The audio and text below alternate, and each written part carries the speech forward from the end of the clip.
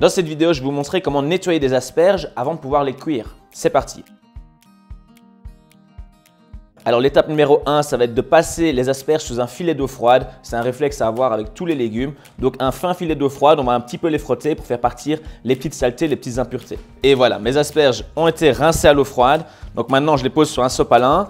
Je les mets à l'écart pour pouvoir commencer à les nettoyer. Alors l'étape numéro 2, ça va être d'éplucher des asperges. Donc pour ça, je vous invite à prendre un économe.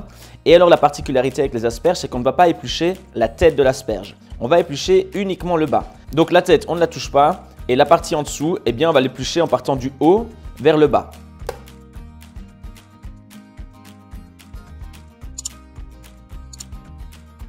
Alors l'astuce avec les asperges, c'est de ne pas vouloir aller trop vite.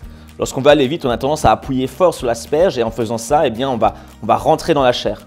L'asperge, mon chef m'avait expliqué, il faut vraiment y aller tranquillement. On n'exerce absolument pas de pression dessus. On vient tout simplement poser l'économe. Et tranquillement, on vient tirer la bande. Là, au moment où je vous fais la vidéo, on est justement en plein milieu de la saison des asperges. Donc, n'hésitez pas à mettre dans les commentaires, vous, comment est-ce que vous allez la cuisiner. Il y a beaucoup de recettes autour des asperges. Ici, la façon dont je les prépare, eh bien, ça laisse sous-entendre que je vais ensuite les blanchir, donc les cuire dans l'eau. Et puis ensuite, pourquoi pas les sauter un petit coup dans une poêle bien chaude pour leur amener un aspect un petit peu grillé. Je vais vous faire une autre vidéo où je cuis ces asperges. Je vais vous mettre le lien juste à la fin de cette vidéo-ci. Vous n'aurez qu'à cliquer dessus si vous voulez également voir la technique de cuisson.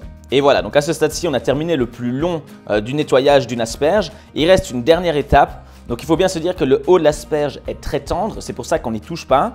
Le milieu, on va dire, est moyennement tendre.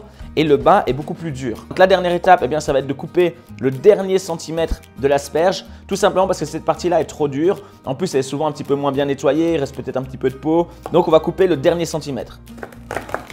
Et voilà, donc à ce stade-ci, on a des asperges qui sont nettoyées, c'est-à-dire qu'elles ne sont pas encore prêtes à être mangées, mais maintenant elles sont prêtes à être cuites. Une petite astuce supplémentaire qui n'est pas du tout obligatoire, mais si vous n'avez pas forcément des grandes casseroles, eh bien vous pouvez éventuellement couper vos asperges de biais, qu'on appelle ça, c'est-à-dire en diagonale.